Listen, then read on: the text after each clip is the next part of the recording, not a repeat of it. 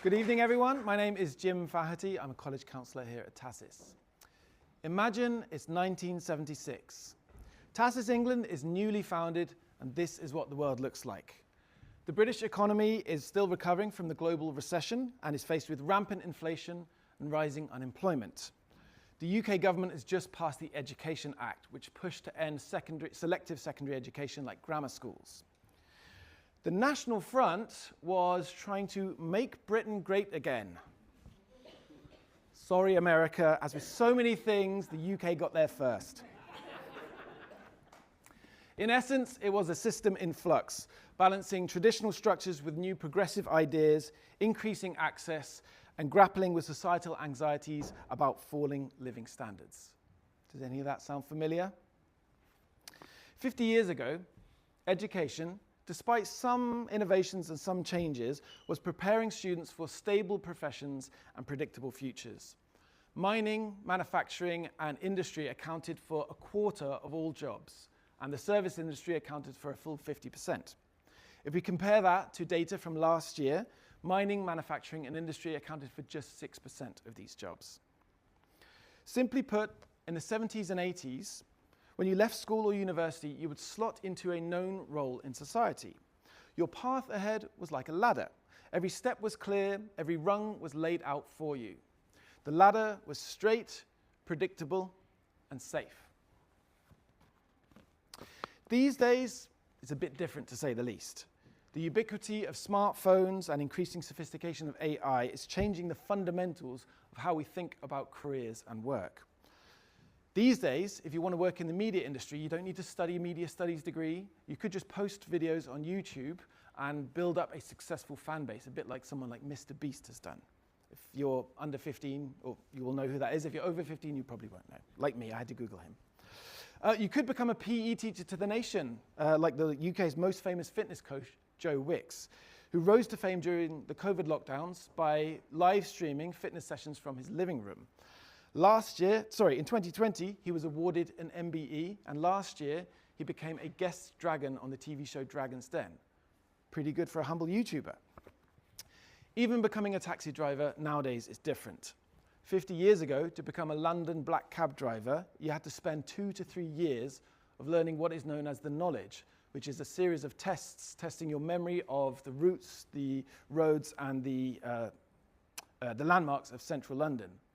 These days, it takes just 2 to 3 hours to register as a driver on Uber, and you don't need any knowledge of the streets. You rely wholly on your phone or GPS for navigation. So for this generation of young people, the ladder has completely disappeared. What they face now is a landscape, vast, exciting, and full of pathways that twist, intersect, and sometimes completely disappear. The landscape that young people are stepping into is characterized by fast-paced change, the increasing adoption of digital technologies, and unexpected disruption, both from the integration of this technology, but also from the impacts of climate change. And this will only continue at an exponential pace. New jobs are being created daily, from space lawyers to AI ethics consultants to cybersecurity professionals to renewable energy engineers. Jobs are being redefined by the minute. The increasing role of AI in everyday industry looms large over all of us. The question is, which tasks will we give to AI, but also which jobs, which roles will AI completely remove from the supply chain? We don't yet know. So this is simultaneously awe-inspiring and completely overwhelming. How can we prepare young people for a future that we can't even visualize ourselves? The landscape is vast and at times unrecognizable. Long gone are the well-known, well-trodden pathways and ladders to success. Take applying to university, for example. This is a highly stressful process, and it demands that applicants have a fully formed sense of self. They can show evidence of their academic experience, their leadership, their commitment to their community. Universities typically invite applicants to write an essay highlighting these strengths and these skills. This is not an easy thing to do, and many students spend hours, days, sometimes even months agonizing over which words to use and how to craft a compelling narrative that captures that whole story. Funnily enough, though, this used to be a lot easier. You may recognize this gentleman. This is, of course, John F. Kennedy, or JFK, the 35th President of the United States of America. The document you see here is his application essay to Harvard University. And he's writing this in response to the question, why do you wish to come to Harvard? The committee will expect a careful answer to this question.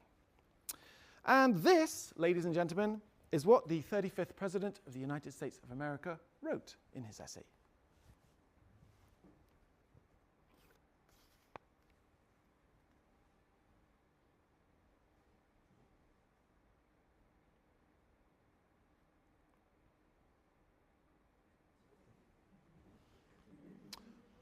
Wow. Try getting away with that these days. Actually, grade 11s, don't try that at all, right? But, you know, back then you could get away with that, writing 5 sentences, right? 5 empty sentences. 5 empty sentences that tell us nothing about him, his ambitions, his dreams, his goals, his aptitudes, nothing at all, other than the casual nepotism inherent in the system. For JFK, the ladder was right in front of him. All he had to do was climb up. His essay is amusingly simplistic by today's standards, and this is an indication of simply how far that landscape has shifted. So if the ladder is gone and the landscape stretches out in every direction, what do students need to guide them these days? Not a step-by-step guide. That won't work. Not even a map. What they need is a compass, a tool to point them towards their true north, towards the values and the purpose that will guide every choice that they make. The compass is your self-awareness. It gives you a decision-making tool and a framework when you're facing pivotal moments. Compasses always work, even when the landscape is too big or you don't have a map. These days, students need to develop emotional intelligence, they need to excel in communication skills, and hone in on their own set of personal values. They need to understand who they are, what matters to them, and how can they align this with their chosen pathway. They need to know their why, simple. Having a compass enables you to ask, does this align with my own set of values, with my true north, when you're approaching a job, an opportunity, or a project? Every 2 years, the World Economic Forum publishes the Future of Jobs report. And last year, it highlighted the core skills that young people need to succeed in this landscape. The list of top skills did include things like technological ability, understanding computers, but it also included deeply human skills, creative thinking, flexibility, agility, adaptability. These human skills will never be replaced by AI. So having and knowing your compass is only going to get more and more important. And here's the truth. Landscapes are exciting, but without a compass, they can be overwhelming. With a compass, students can explore boldly, pivot fearlessly, and make choices that are not just successful, but also meaningful. As a careers and university guidance counselor, I'm often asked, what's the right path for me? But the truth is, there is no single right path these days. There is only direction. But I do know that when students understand their values, their strengths, and what matters most to them, they don't need a map. I started out this talk looking at the last 50 years of education. I can't actually stand here and tell you what the next 50 years is going to look like, because I simply don't know. But regardless of what the landscape of your future looks like, or whether or not you have a map to help show you the way, your compass will not only point you in the direction of success, but it will ensure that you have a meaningful life as well.